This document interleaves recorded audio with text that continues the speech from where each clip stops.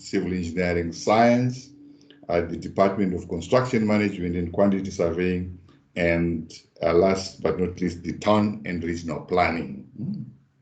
So we do have a portfolio of different disciplines in the built environment, and I have had the privilege of encountering with SACPCMP over many years, and ever since then I've been assisting the SACPCMP on a number of issues, including the preparation of examinations of the BI. And today's purpose is just to take you through the expectations. And we know that the numbers of candidates for this BI has been very low. So today's purpose is also to make an awareness that other people might actually be scared of the examination, and that the examination is fair and simple and straightforward. And I'm hoping then that by the end of the presentation, we will excite you so that we'll be able to make sure that come end of next month or in the next few months, we will see you enrolling for this examination. All right. So what I'm going to do is then that since this is a fairly new program, right, I'm going to just highlight to you why performing building inspections. First, to give a context around this. So give you a contextual background around the building inspectors, and then I will sort of like deal into the scope of services of the building inspectors and their responsibilities, and highlight as per the SACPCMP expectation of identification of work of the building inspectors and what are expected competencies. So once we have an understanding of those things there, then I'll then present to you the format of the examination, right, of what actually is expected of the two different categories that we have of the building inspectors, and open up for any questions and answers. Right? So just from a contextual background, I mean, the building inspector, right? Why should we actually be looking at building inspectors, right? And a number of people say, hey, when you see a building inspector, right, you should actually see somebody who is coming to deal with compliance, right? So whether you are dealing with a builder, a contractor, or a consumer, when they see a building inspector coming on site, then they know that, hey, the issues around compliance must be dealt with. Right? Because we have seen over many years a lot of failures in buildings in general, right? And we could be talking of residential buildings, we could be talking of commercial buildings, but these buildings, the main problems associated with failures of these structures are associated with design, associated with materials, workmanship, and poor infrastructure. I have put in red here poor infrastructure because some of these things here may not actually be related to a building inspector. But I want to zoom into those three aspects. Right. Yeah, if you can just mute yourself, please, colleagues. So if I just zoom into those three aspects, so that when you contextualize and when you look at the examination, then you can see what is actually expected of the building inspector. So,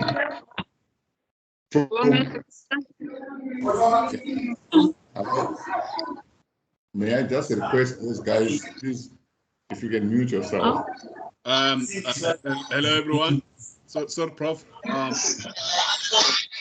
for a moment. Can you, everyone who is not on the platform, can you please mute yourself? Thank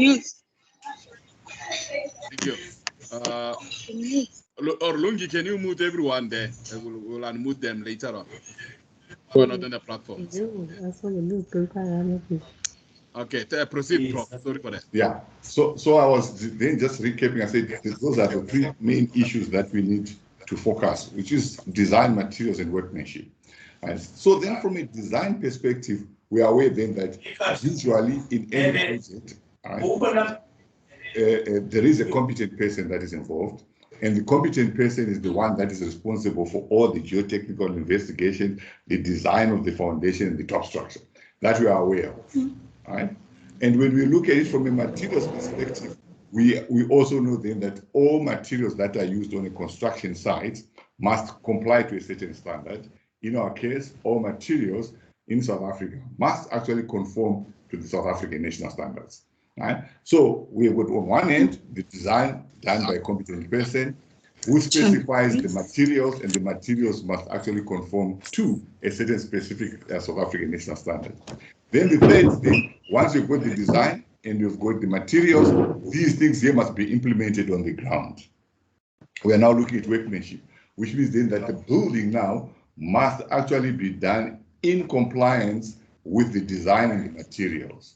Right? So we are now looking at the contractor who is going to implement the design and make sure then that there is compliance to the relevant specifications. Right? So those are the three main aspects, and I'm trying to fly through this so that we can give a context around the building inspector.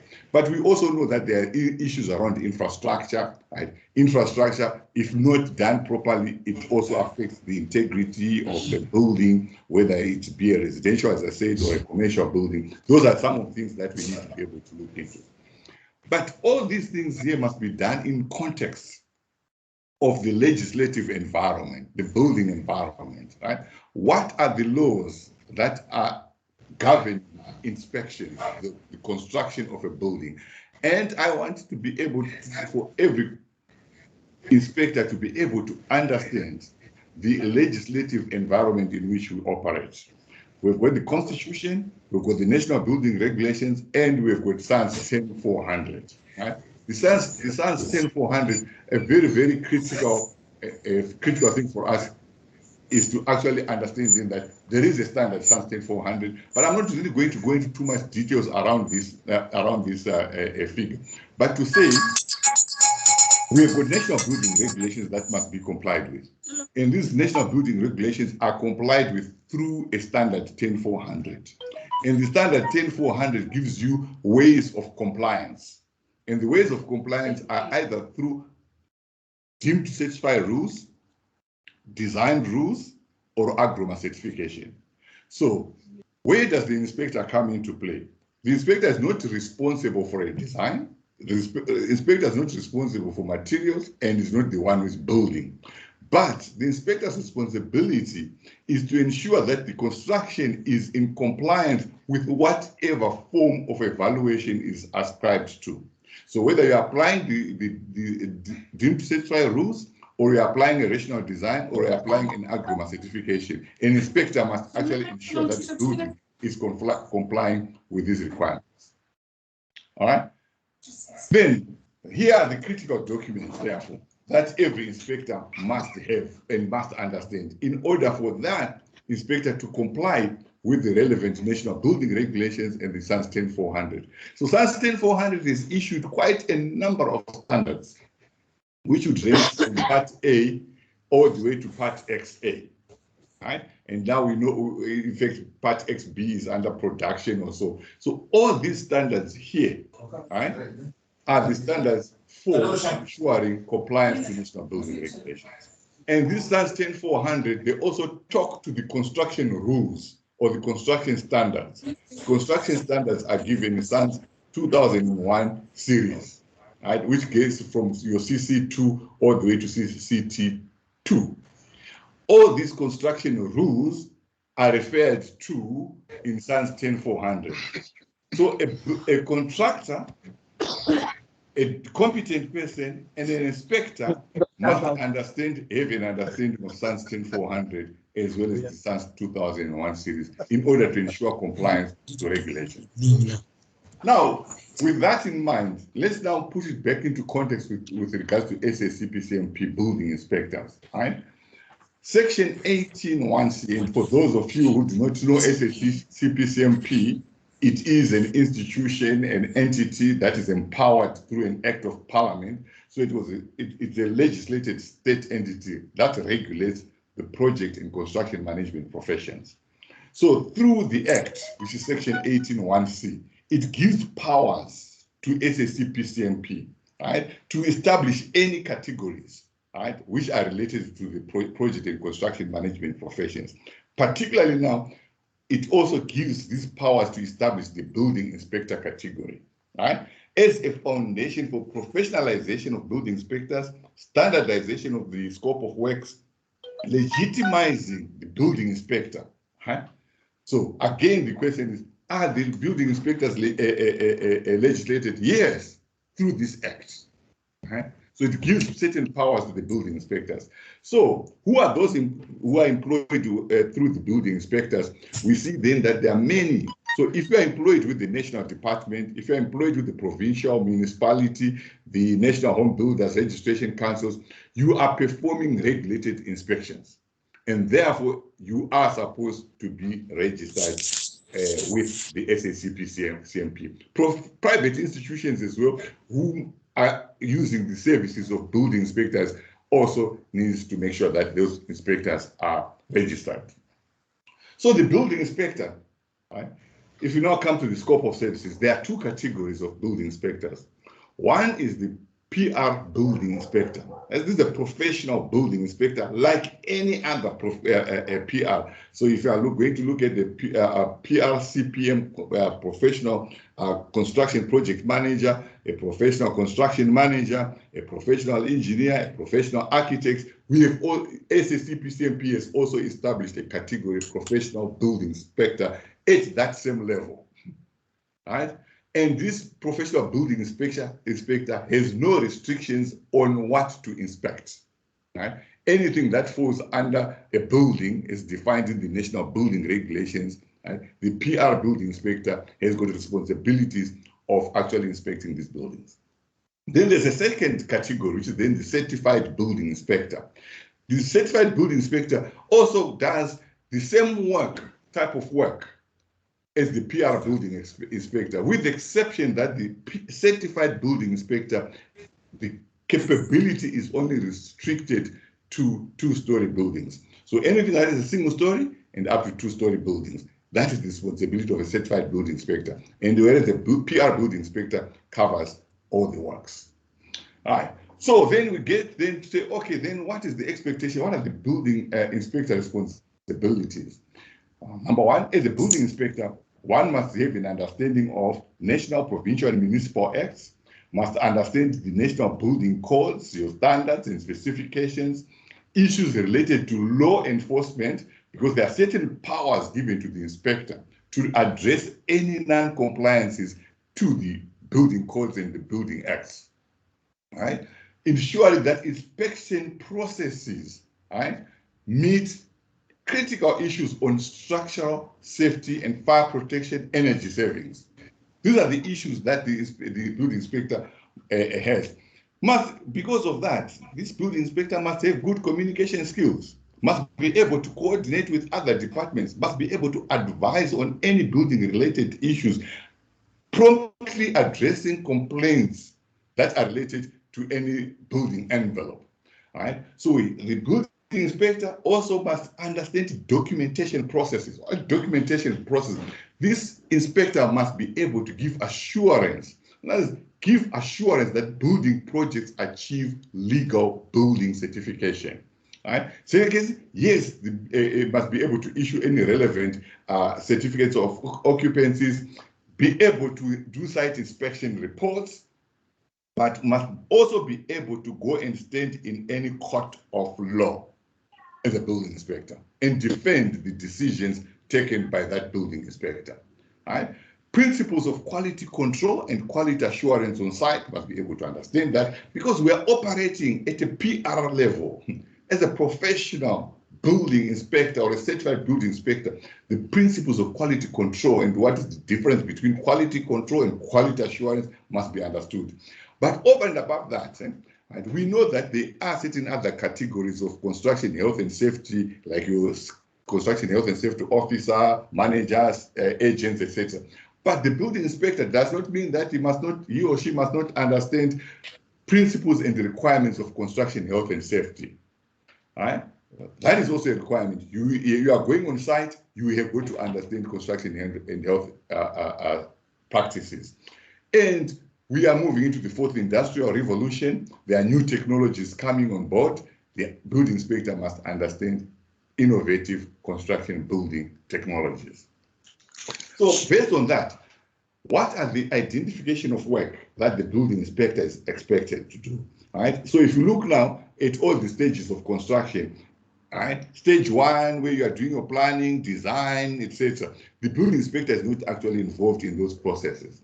But the building inspector, the identification of work of the building inspector is on stage 5, which is your construction documentation and management.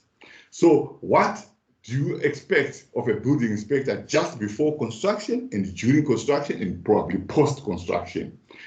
Before construction, a building inspector is expected to be able to obtain an approved plan. So understand what is an approved plan, what is it that you're going to inspect, what are the building regulatory and statutory requirements.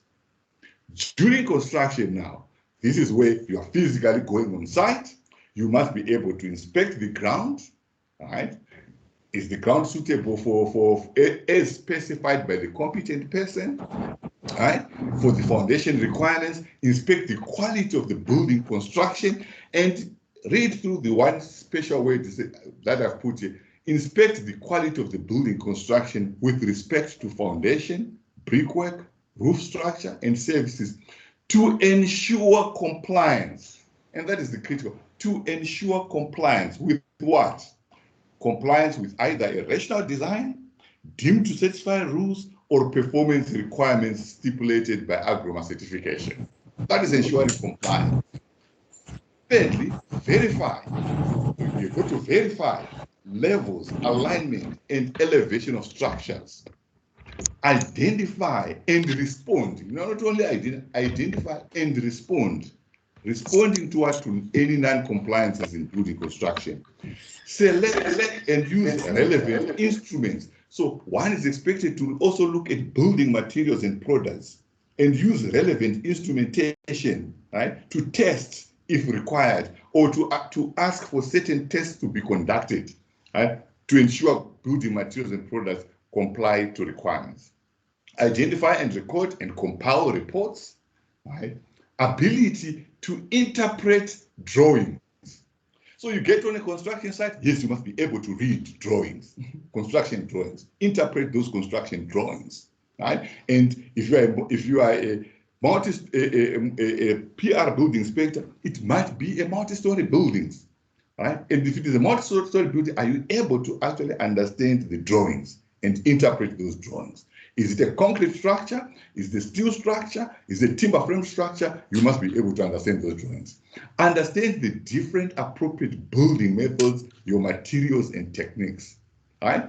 Soil classification, somebody says to you, this is an S1, this is a C1, this is an H2. What does it mean? We are not saying you do the test, somebody has done the test, somebody says it's an H2. What does it mean?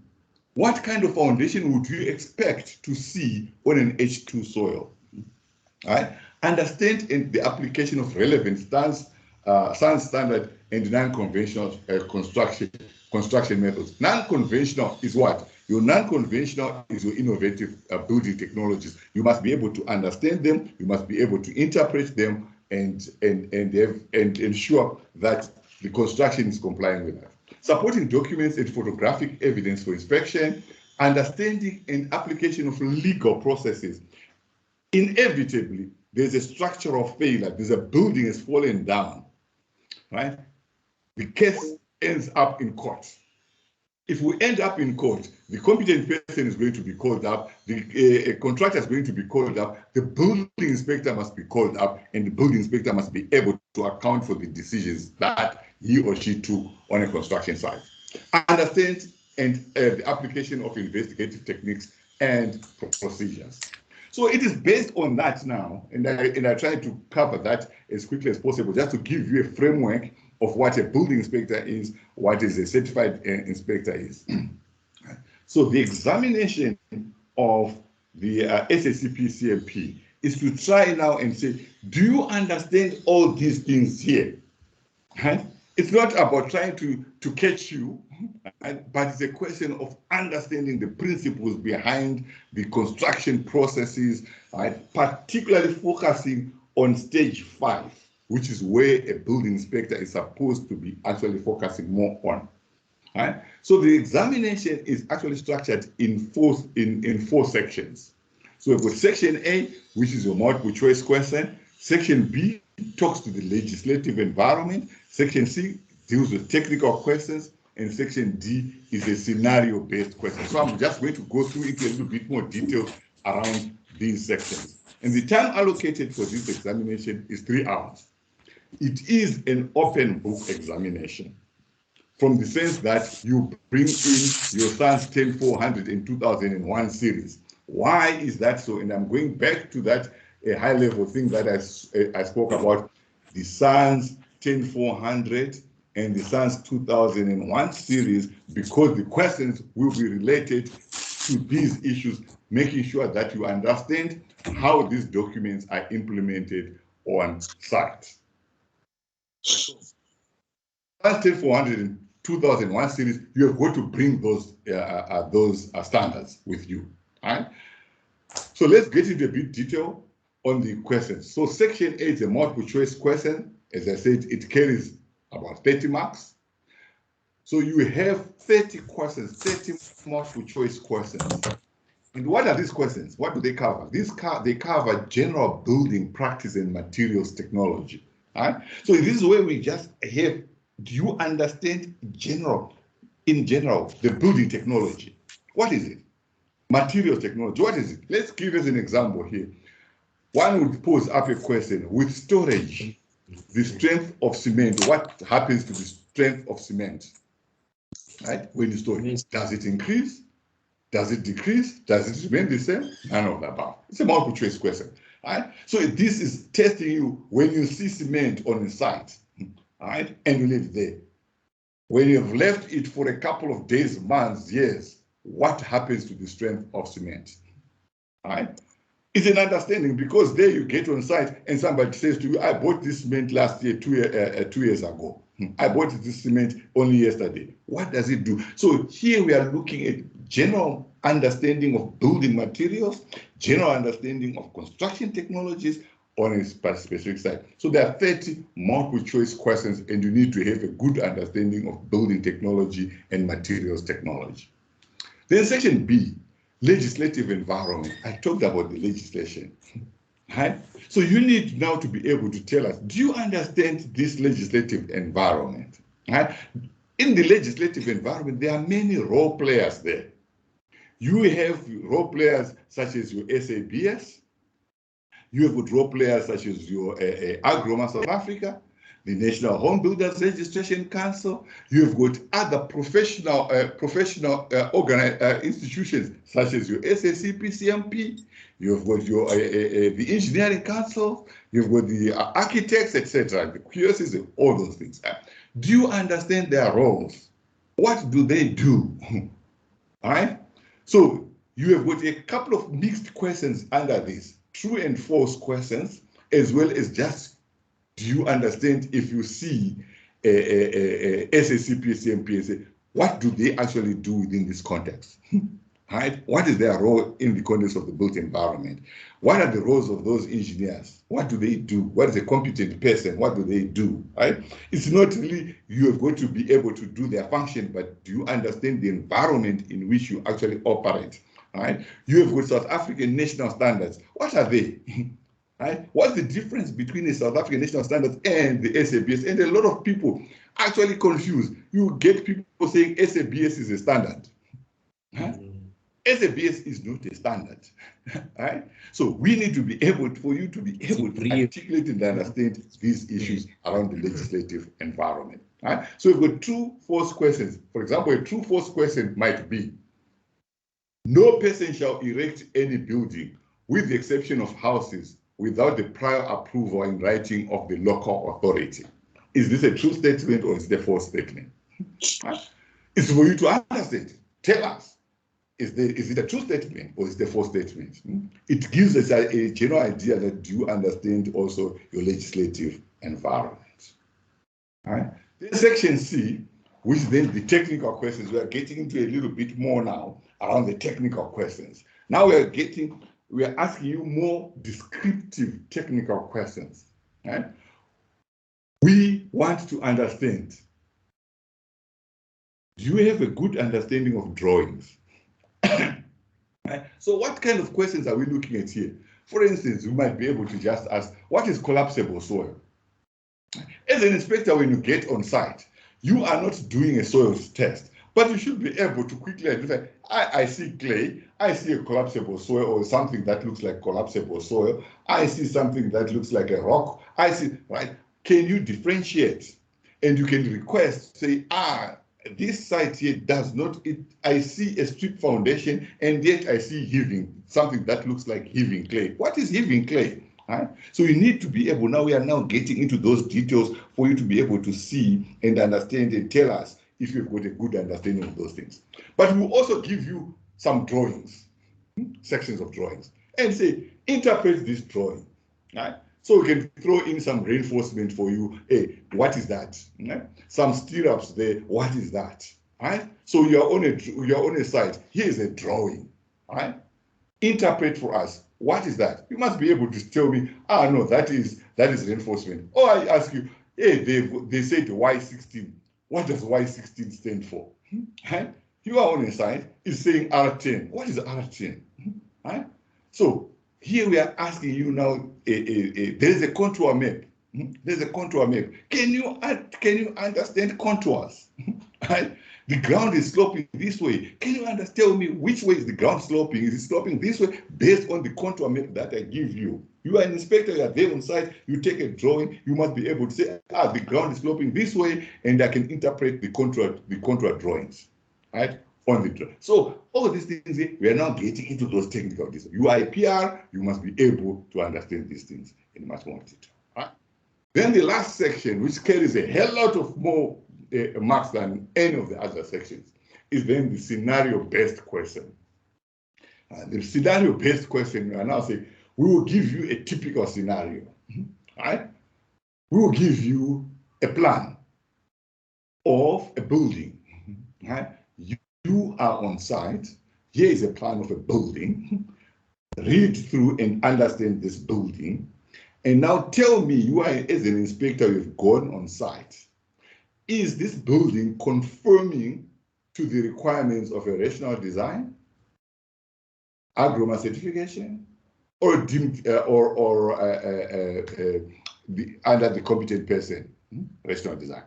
So once you have done that, there are specifications there. We give you site conditions there. So we are expecting you now to analyze this drawing. Then we say to you now, check compliance of this building in relationship to what? To those SANS 10400 and 2001 series. Can you tell us whether this building is complying or is not complying? We are not saying design, we are saying check. And that must be, we are saying check compliance, not design. Right? So I have a plan, and the plan is showing me that I have an internal wall which is 12 meters long, and there are no other support systems in it. You now go and check this 12-meter wall and tell me that it does comply with a rational, with a deemed to satisfy rules. Because a deemed to satisfy rule, a contractor can actually start construction without a competent person because he's following deemed to satisfy rules. So you as an inspector must be able to say, contractor, I agree with you. Your wall of 12 meters long is complying with deemed to satisfy rules, so I don't issue you with any non-compliance. Right? But you must back your arguments with facts from SANS 10400 or 2001 series and tell us that indeed this wall is complying or is not complying. If it is not complying, right, what do you recommend as an inspector based on what you see and based on SANS 10400? So there is a difference in the sense that we are not looking at a design, but we are looking at checking compliance. Right? And checking compliance, 10400 gives you a whole lot of checklists. This is what you need to check, and this is what needs to be done. Come up with conclusions and recommendations as an inspector. Right? If it requires a competent person, a competent engineer, a competent architect to deal with it, then you tell us that this one here, it does not comply with deemed to satisfy rules, therefore it requires a competent person to deal with it. You may be able to stop a builder, a contractor, in pursuing further whatever they are implementing on the ground. Right? So in all these things here, you must be able to refer to 10400 2001 series. So colleagues, I thought that maybe let me round it off and rather take more questions and answers with regards to what you might want to actually see being unpacked. But the bottom line is actually for us not to say that we want to catch you, as I mentioned earlier on, but we want more of you to actually come through and be registered as professional building inspectors or as certified building inspectors. We want to change the scenery of building construction. We want to make sure that whenever we see a building inspector on site, and that building inspector is holding his or her certificate and or ID which says, I am a PR, I know what I'm actually talking about, I can stop this project, I can tell you then that you are not complying because of A, B, and C. And therefore we change that particular mindset, that we do not have inspectors with teeth, we do not have inspectors that are not competent. All right? So with that, Nicholas, I think let me rather open up for any questions and comments.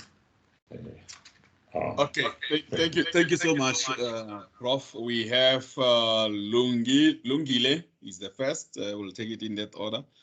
Lungile, may you ask your question, please?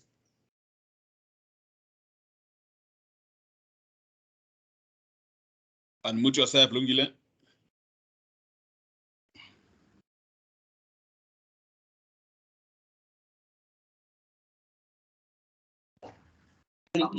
My friend is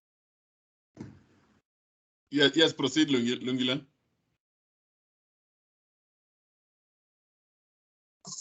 Hello. Yes, we can hear you. Proceed with the question. Okay, I have a question. How to obtain this SANS 10400? Because last time I wrote a test, but I failed because I didn't have an updated SANS 10400. Okay. Okay. Next one is Tumedi. Your question. Thanks for opportunity, and thanks, Prof, for enlightening us. Prof, I want to ask about the question on the scenarios where you gave the example about the wall that is more than 12 meter. For example, when you say we say, okay, this wall it need a rational design from the engineer, or we have to come with a solution that maybe they have to add something, or only say this is a rational design, need the intervention of the competent person. We end there, or maybe if you can elaborate on that one. Thank you. Okay. Yes. Thanks, Prof. You can respond to two of them. Okay. The 10400 series, right, and the 2001 series, they are obtainable from SABS, right? And just mind my language where I'm saying is the standards are developed and sold by SABS. So SABS, their responsibility is to actually develop standards and sell the standards. So the 10400 standards are obtainable from SABS. On the other hand, though, if you are a contractor and you are registered with the NHBRC as a building contractor, you can also buy the series through the NHBRC, right? And I think you'll probably get a better price if you are registered via the NHBRC. You might get a good discount through that than buying directly from the SABS. Then on the issue of what is it, a scenario, right? Probably I'm just trying to see if I had the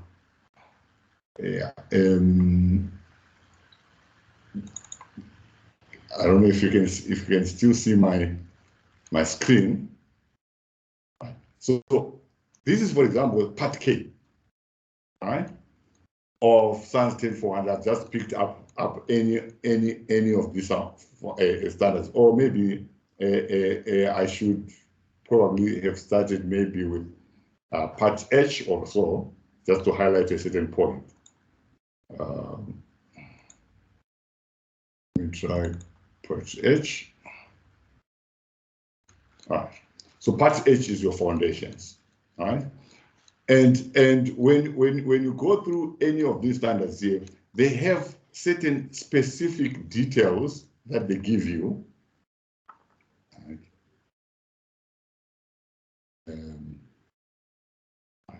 So they do tell you what is a competent person, all right, for example, right? And any other issues that are required in terms of complying with the requirements. Right? So the requirements are all given here under general. Right?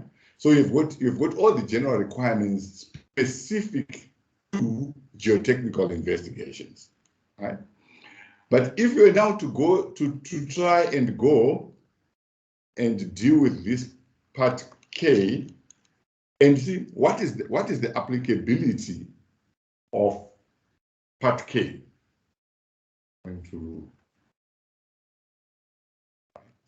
Let's look at this one here. Right? You see, it tells you here's the masonry walls, right?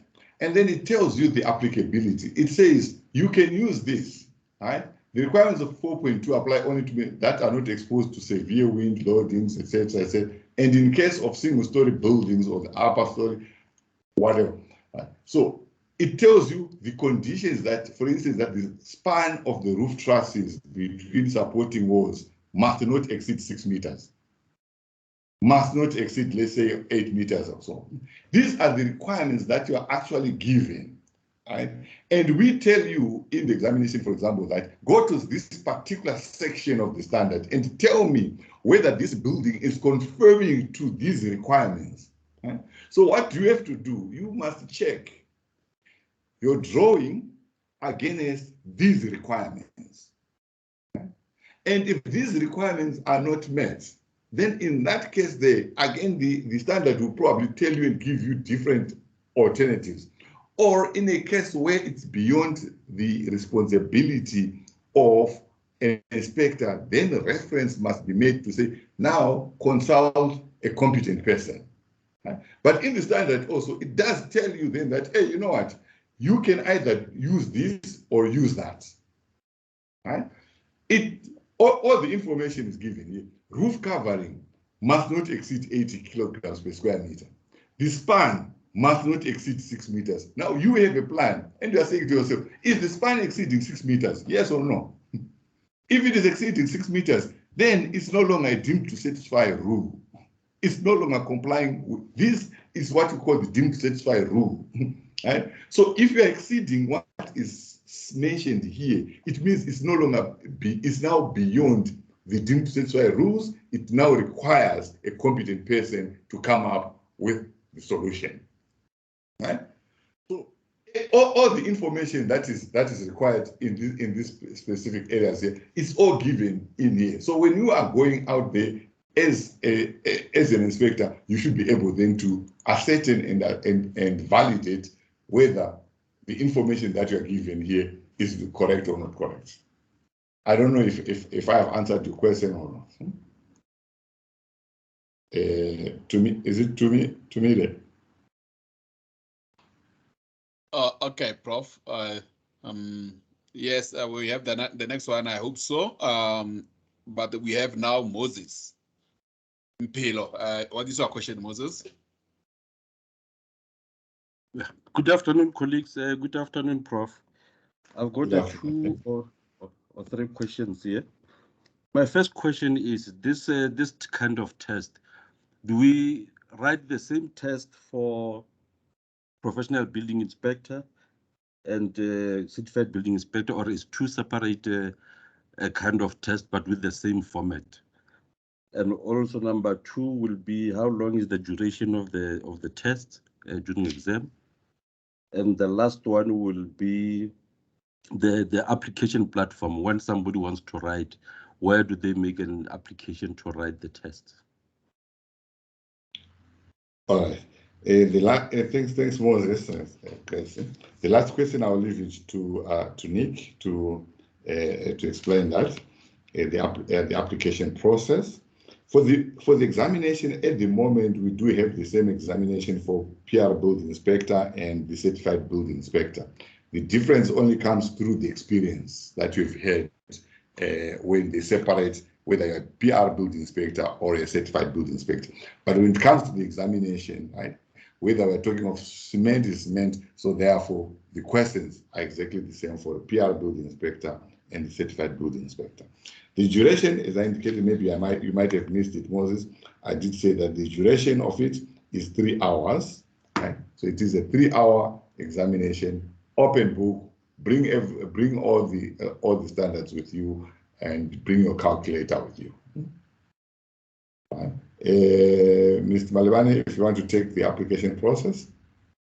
Okay, yes, thanks, Prof. Once you are recommended to write examinations, you will your status will, or rather your profile will be updated, and then now you'll be in a position to book and pay for exams.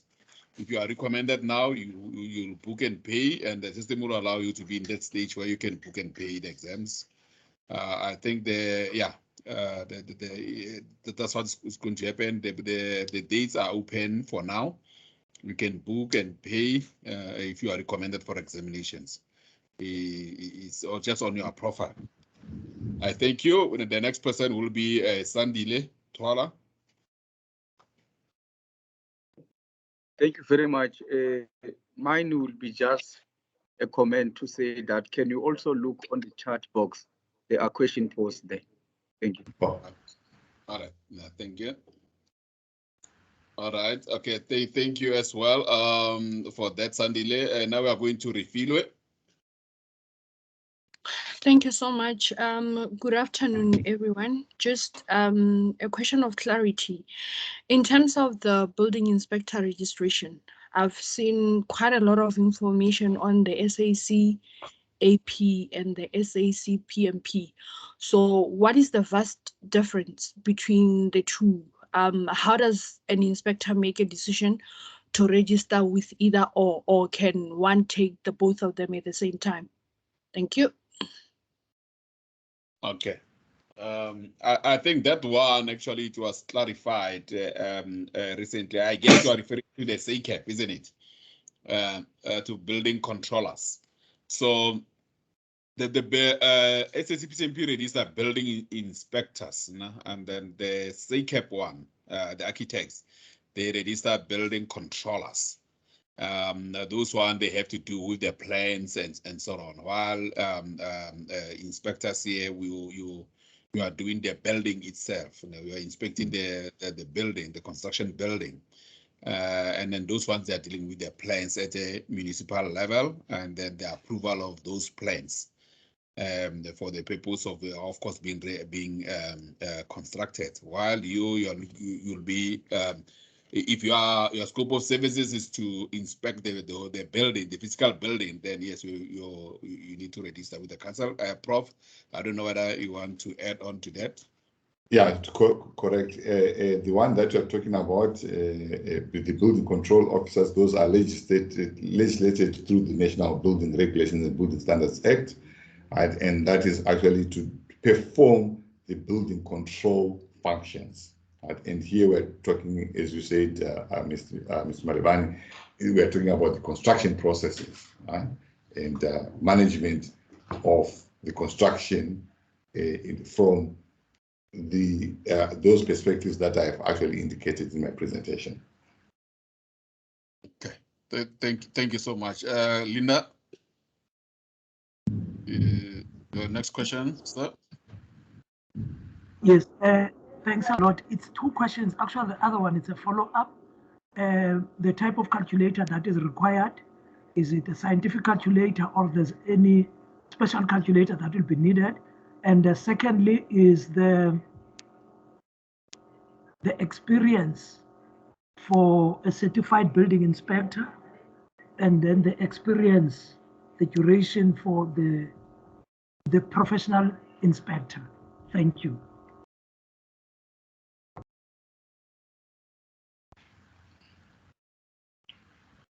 Okay, Nick, do you want to take the last part of that? Yes, I'll take the last part. Okay. The calculator, madam, thanks for that. Just have a proper good calculator, and might be saying to me what is a proper good calculator. Not an adding machine, right, where you just add 2 plus 2. At least have a calculator with a bit of some functions that you can easily calculate a tangent and a cosine or a sine function, right? For example, the reason why I'm saying so is that you might be having a building, right, and you've got a roof truss, right, and you are given an angle of that roof truss, right, and the height is 1.5 meters. So you want to find the length of that building, right? So you might want to be using your tangent to be able to calculate that length, right? So in that case, you want the tangent function on your calculator, right? So, but it's not really a hefty scientific calculator that you want to use. Just an adding machine with a few functions that would be able to take care of your square root and your trigonometric functions, basic one.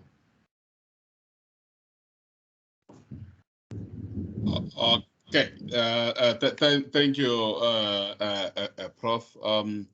Yes, the difference between a professional building inspector and a certified building inspector is the level of involvement, basically, and then and also the qualifications. If you look into the criteria for certified building inspectors, you know, it even goes down to other type of certificates which will not allow you to be a professional. With professional, we took the formal qualifications only, but with the building inspector, obviously, is from the national diploma. And then if you look, it's downwards to a point where you have also some sort of certificate in building inspector. I think there are ways which they are categorized there, those certificates for that. But basically, it's about the complexity of the project that you will be involved in. It's less complex projects, and then the building inspector, the professional one, you know, they can take, you know, I think we were measuring them in terms of also how many double story they can, how many the double story of the one can be qualified in. So the complex the building becomes is the certified building inspector. Unfortunately, he will not be able to manage that. So also the years of experience, they varies in terms of qualification and on also the experience. So the more you have qualifications, the lesser experience with the building inspector, and so as with the professional inspector. So the higher the experience, we require the less. For example, if you are talking someone who have a national diploma and someone with an honors degree, we don't require the same level of experience. For the national diploma will require more experience, and someone with an honors degree or a BTech degree will require less experience. So those kind of differences in terms of officer and the money and the, I mean, sorry, certified and the professional building inspector. Okay, it's Nantlantla, Precious.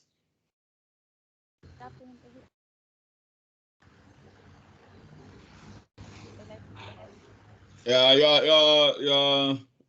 are too low, Nantlantla. Can you raise your voice or increase volume from your side?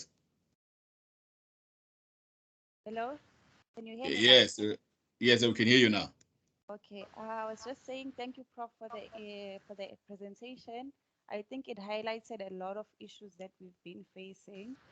So I just wanted to ask, with regards to the exam, let's say you've written an exam and you wasn't successful. Is it possible to get the script so that you will see where is your weakest points and what you need to improve? Oh, all right. Yes, it is possible, but then you must make an application towards that. So to view your certificate, and then you can view the certificate. If you are not happy, unfortunately, you'll have to appeal the decision of that.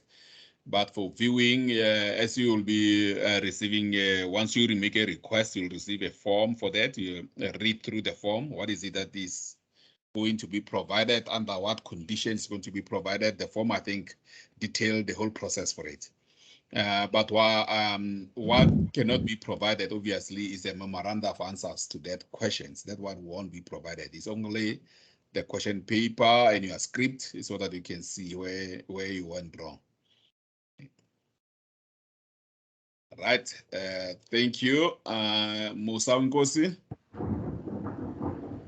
Thank you very much. Good afternoon to everyone. Well, my question is basically based on I believe some other discipline here at SACPMP would require submission of a portfolio of evidence, like the project that you've worked on.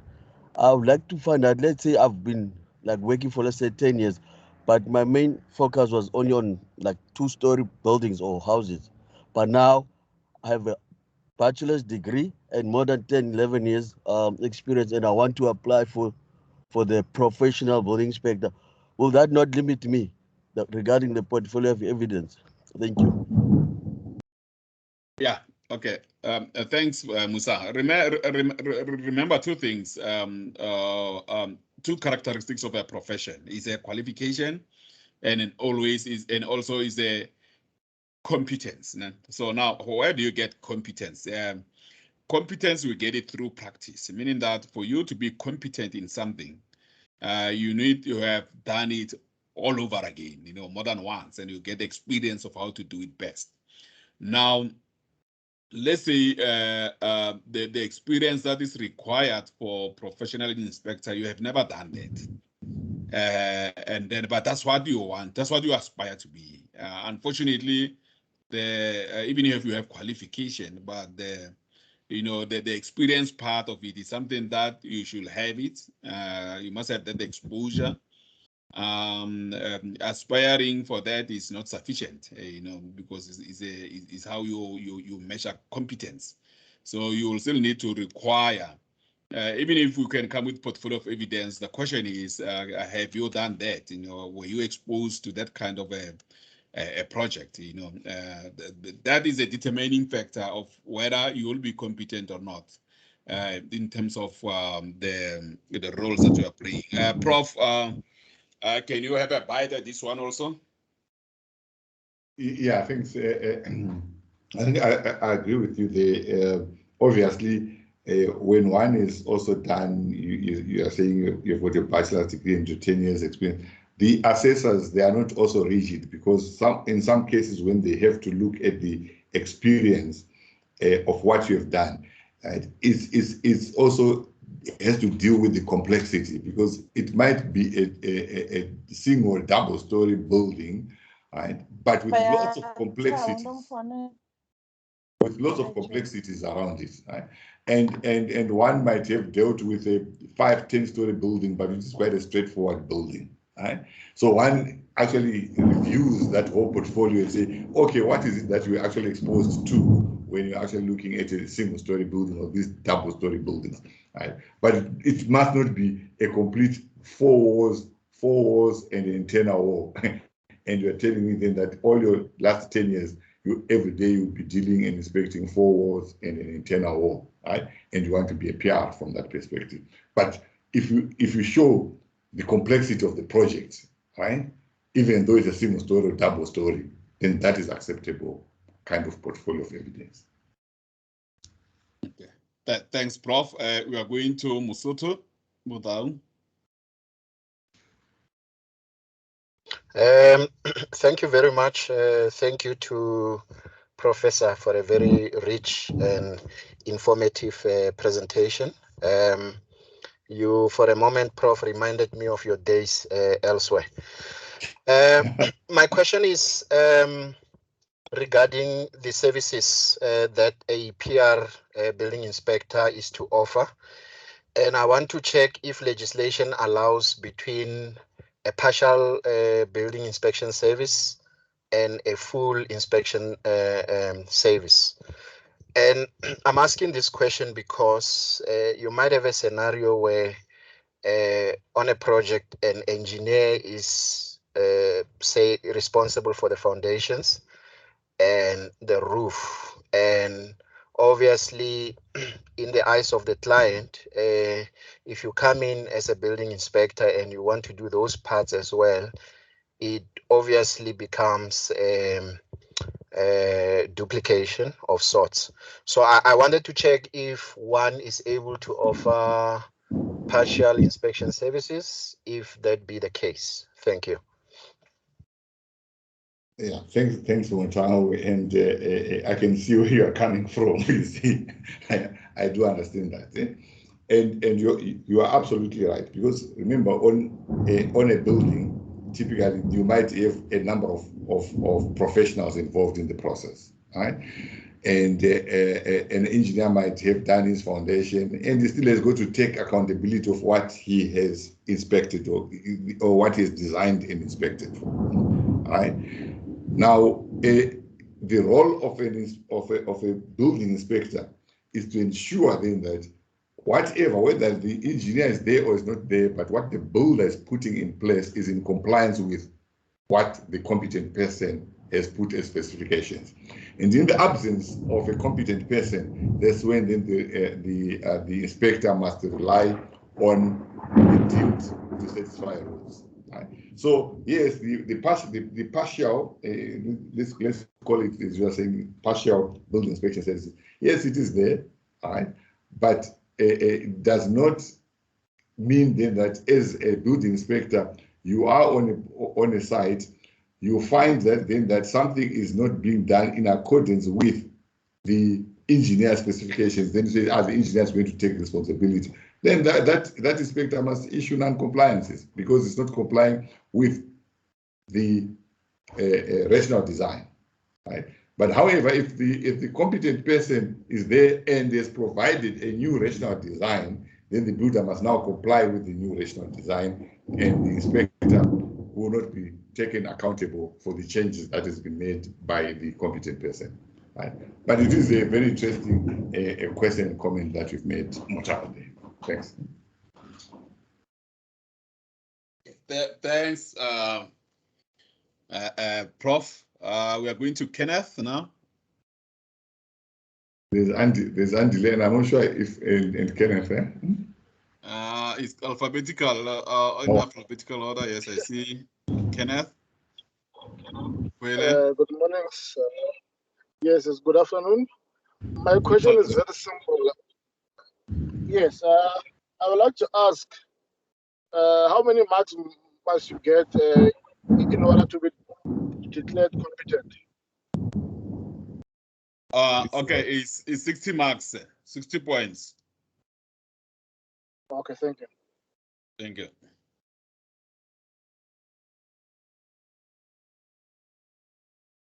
Do we have any other hands? Kenneth, you may lower your hand. Is it Kenneth still stand up or is there a repeat? I know it's down, sorry. Oh, okay. Okay, Michelle, it's your turn now. Thank you very much. This has been most exciting and good to listen to. Thank you. I just want to ask, are there any mentors that are able to be given to, or details of the mentors to be given to building inspectors so that they can guide them during the journey of becoming professionals? And I also just wanted to check the SABS book, which is the special edition of the SANS regulations. Is it the same book that you were referring to as the SABS? Thank you. Yeah. All right. I think Nick, you can touch a little bit on the mentorship side. But what is also going to happen is that we are going to run through detailed workshops, right?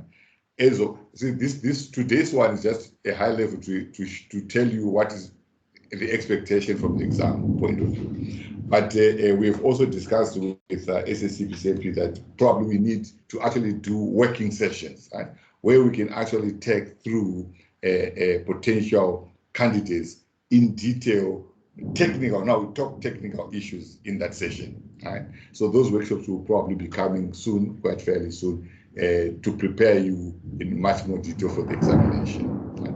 So maybe Nick, you might want to talk about mentorship, the mentorship side. Then the book, yes, the book that is there. If you take that the special edition, and the special edition contains probably everything that you might want. So that is also adequate enough. So you don't have to get any other documents, because the special edition has both SANS 10400 series and 2001 series all combined in one. So it's quite a good book to have. Right? But as a building inspector, you are, this is not about examination now, but as a building inspector, that handbook must be, there are two things that must be on your table, right? The National Building Regulations and Building Standards Act must be on your table. And the SANS 10400 and 2001 series must be on your table if you are to practice as a building inspector. I'm not saying that the other documents are not relevant, but I'm saying at least these documents, you must have them on your desk all the time. Okay. Nick, over to you on mentorship. Yes, thank Prof. Well, every profession, Michelle, is cannot exist if there are no guidance in terms of mentorship and so on, because that's how the knowledge is imparted to the next generation. So in a similar way, yes, a person who is aspiring to become a certified building inspector and also a professional building inspector, he will get experience, and we're expecting that wherever he is working, he's getting a guidance in the form of a mentor to do that. And then remember that a mentor also is someone who is experienced, someone who should be at a level, higher level than where you are in terms of an experience and an exposure. So yes, we are expecting that people should be mentored, and as soon as our database grows in terms of registered people, then we will have leverage on that, and then have people request people to avail themselves for mentoring other people who need some assistance there.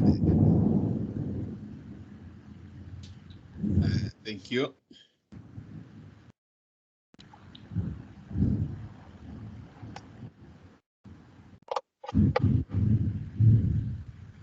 Well, it looks like the profs, you have done a sterling work because there are questions. I think we have, I don't see any other question here, but the questions that are on I will recognize you, Mr. Ranzetsa. The ones that are on this will respond to that. We have two hands. Let's start with the first one, Ranzetsa. Yes, thank you. Thanks, Professor, for the good presentation. Are we going to have a chance to have the presentation, because we posted the question on the wall there, but if you say now, Professor will send us that summary so that we can assist where possible. Please, can it be emailed to us? I've posted my email address so that I can share with my building inspectors. Thank you. Yeah, yes, that will be done, sir. That will be, the slides will be available and it will be shared. Mr. Huli. Hi, everybody. Thanks, Prof, for a nice, very educational presentation. I just have two questions, following up from what I think it's Michelle van Sale. Thus far, I think, if I'm not mistaken, you opened up registrations, or at least this building inspector format came online, if I'm not mistaken, 2019. From 2019 up until today, could you maybe just give us more or less an indication of how many PR inspectors have qualified already? That's the one question. The other one is obviously this is a fairly new initiative, obviously in the SA built environment. So my question is, Prof, how do you envisage the future of this whole industry, especially regarding building inspectors, and how it's going to fit in, obviously, to because it's fairly new. Obviously, in other countries, it's quite established regarding building control and building surveyors. So I just wanted to know, what do you foresee in terms of legislation, if you have that insight regarding going forward in the next 5-10 years? Thank you, Prof. Okay, thanks.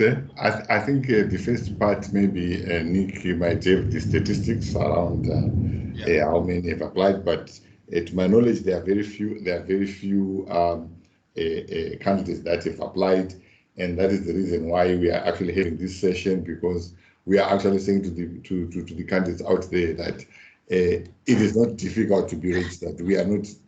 We put the legislation so that at least we can have control, right, and we can know then that the people who are practicing in this space, they are actually professionally registered individuals.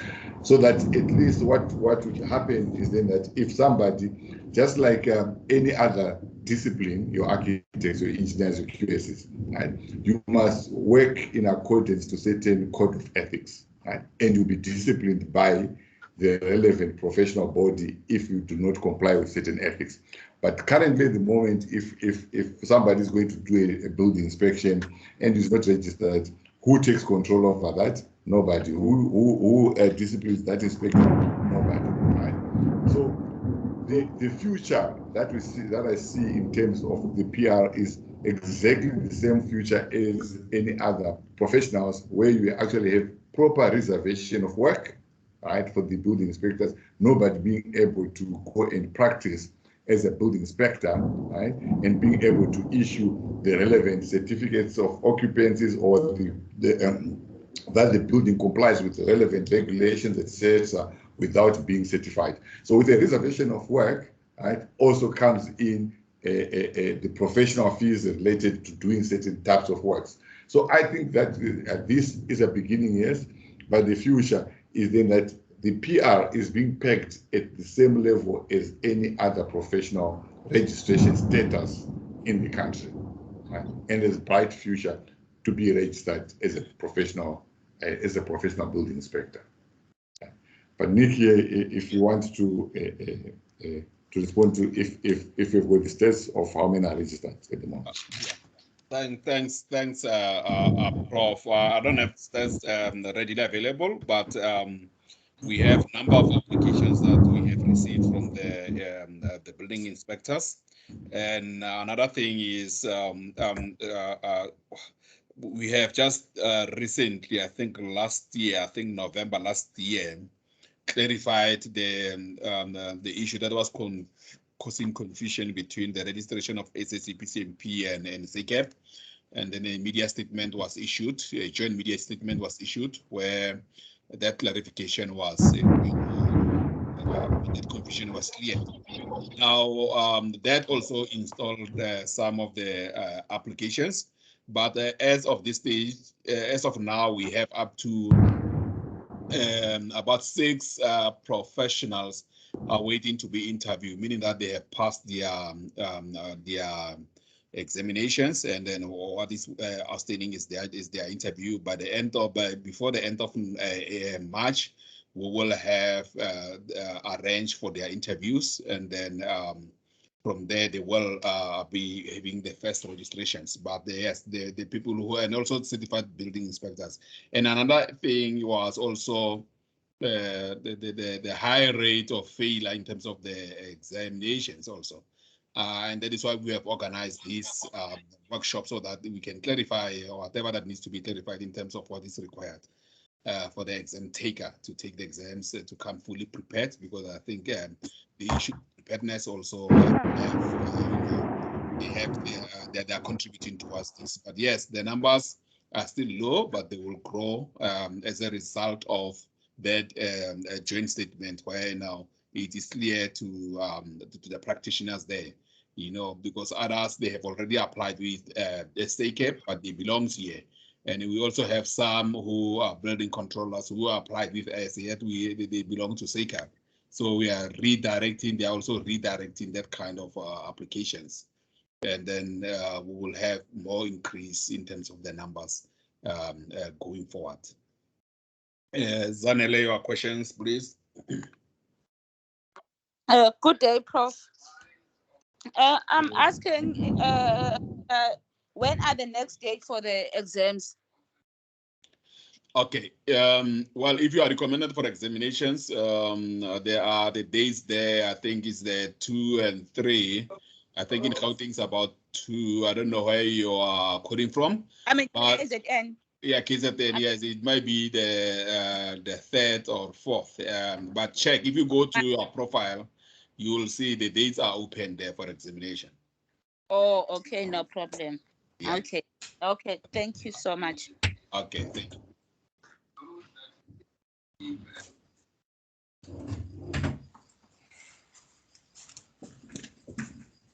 Well, in absence, okay, we have Michelle again. Okay, the hands is down. So, okay. Michelle, is this the new hand or? Okay, it's down again. New hand. Okay. I should find out about this. Once they professionalize these candidates, they become professionalized. Do they have to do CPD points in the year to stay professionalized? Thank you. Oh yes, the CPD is a requirement of every profession. You know, you don't stop learning. Once you are accepted in a profession, you know, after every 5 years, you know, you must have comply with the CPD policies of whatever profession that you belong to. So it's the same here. You have to comply with the CPD, and the reasons for that is because it's a continuing development. You know, you keep on learning. The standards may change or may be amended, so you need to know that, so that you don't use the oldest standards if they've been amended. You can just imagine if you are still sticking to the old standards and then yet they've been amended. So the role of a CPD basically is to keep your knowledge current. You know, you keep yourself abreast of what's happening now. And we know that in construction, you know, the change, even in technology, in delivery tools, you know, so the change is so rapid that you have to keep up with the with even the tools that maybe management tools, for example, you need to keep up with them, because without them you might be really lost. You know, you may lack direction if you are not updating your knowledge. So yes, the CPD requirements is for every registered professional. Zanele, your point. Yeah, I'm just checking here again. Is this exam is still gonna be the open book test or? Oh yes, so we don't expect you to memorize the standards. You come with your own standards. When you come for the exam, remember that they are not going to be provided. Maybe it's a good question also at the same time, because don't pitch up there when you do not have the standards available and ready.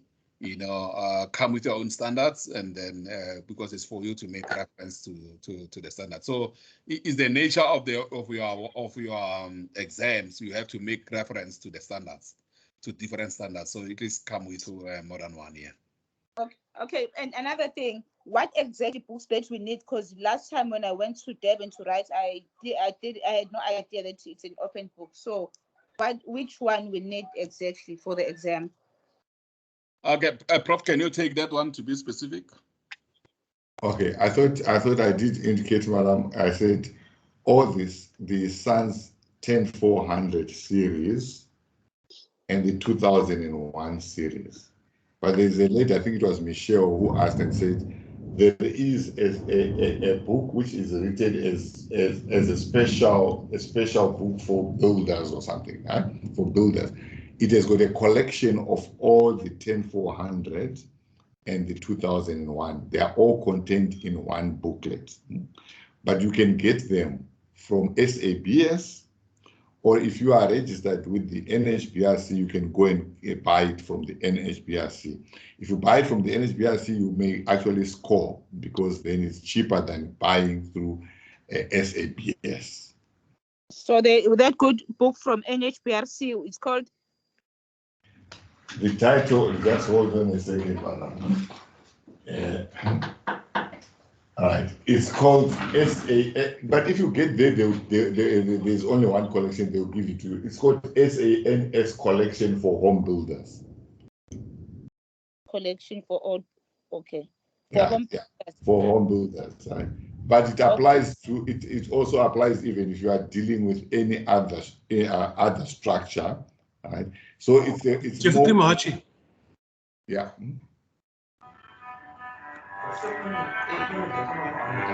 Sorry, if you're not on the platform, may you switch off your mic, please. Yes, Prof, you may proceed if you still need to proceed. Yeah, okay. So I was saying, if you go there, you'll be able to buy that set. But that set is also applicable for any other structure that you want to deal with. You might find a few standards are not there, but the ones that you get in that handbook, they cover most of the things that you deal with on a day-to-day basis. Right? But you might be able to buy it cheaper than if you go to SAPS and buy that set. Okay, thank you so much. Thank you. Takalani, you are next. Thank you very much. My question is based on the interview. If I fail the interview, do I have the second chance? And then how much will it cost me if there is any funds which I need to pay? Thank you. Okay, thank you so much. The interview fee, there's a fee for that. I can't memorize it out of my head, but it's about I think between 3.5 and 4,000, somewhere there. And remember, it's only professional that attend the interviews, not the certified building inspectors. And yes, that's the fee that is there. Whether you have a chance if you fail, well, according to our registration policy, you can be re-interviewed should you feel otherwise. Once off chance after 6 months, you can be interviewed. You can be re-interviewed. But so what I've noticed, and based on my experience, some people will, instead of going to go and fix, something that needs to be fixed, they will try to come up with temporary solutions and say, I want to be re-interviewed again. And then if the first interview, for example, they found you wanting in an experience, I think after 6 months or within 6 months, the probability of another interview reaching the same is the same. Remember, you don't. Some people maybe think that if they can be re-interviewed, they will memorize the questions and will be able to answer them better. That's not the case, because the interviews questions are not, they are not repeatedly asked, and then they are not. There's no like. It's not like. How can I put it? There's no a list that is there that you are going to ask this question, are going to ask this question. No, they ask as you talk to your project, they make follow up to your project, and they ask you specific questions to your projects. For example, how do you go through all this process and so on. So, but if your experience is not that good enough, my advice will be rather fix the root cause of that than just hoping that you'll be asked the same questions again, because that won't be different, it won't be the same. But in a nutshell, in terms of the procedure, yes, within 6 months you can still be re-interviewed. But every time, remember, you will pay for your interview. Okay, Linda, it's your turn. Okay, thanks a lot. I just wanted to comment. Mine is not a question. on that one for SANS collection. Those maybe who are far, they can send an email. Then we email a quotation for SANS collection from NHBRC. Then they pay directly to the account for NHBRC, the exact amount that is in the quotation, and then we'll be in a position to send that SANS to them. True, Prof is right. It's cheaper when you buy it from NHBRC rather than when you buy it somewhere else. And thanks also Nick and Prof for this session. Thank you. My email address is lindama@nhbrc.org.za. Linda, ma@nhbrc.org.za. Yes, thank you, Linda. Yeah, I think we have almost come to an end of our session. The time was from 1 to half past 2. So in an absence of questions, I would like to take this opportunity to thank everyone who have attended. Thanks, Prof, for a sterling presentation.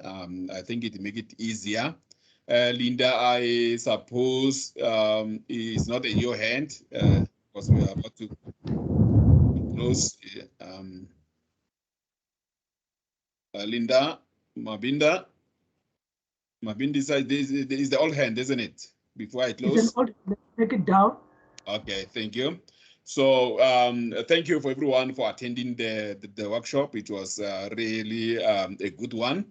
We are hoping that now you have a clear picture of what is it that you can expect when you prepare for your examinations. And please always come with your own standards because they are not available at the venue of examinations, wherever you're going to take examinations from. Yes, take that the advice, and I'm glad that there is where you can source them, the SANS, and even at a better price. I'm grateful for that. Prof, thank you so much for your sterling work. And then yes, I wish all of you guys who are recommended to write the examinations that you all pass or prepare yourself better for a better outcome of the examinations. Thank you so much. I really appreciate that. And then the meeting is now officially adjourned. Thank you so much for your attendance. Prof, I don't know whether you have closing remarks maybe before that. No, thanks, Nick, for that, and for everyone for attending. And I look forward to engagement with a number of you guys and seeing you all professionally registered. Our intent is to see you registered. Thank you, Mr. Nick. Thank you so much. Yes, I see the hand of Konsani, but it comes after we have closed. Okay, let me just allow it. Can you be quick, Konsani? MK, can you be quick?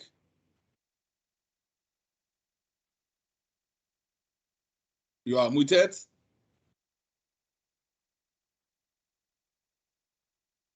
Unmute yourself. Is it we are leaving? We are about to leave now. The meeting has almost come to an end.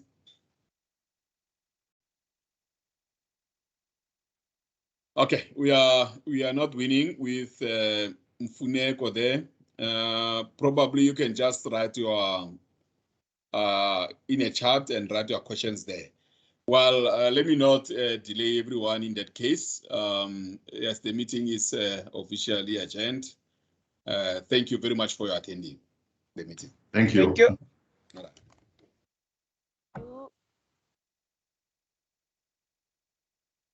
Thank you, Prof. Thank you. Thank you. Bye.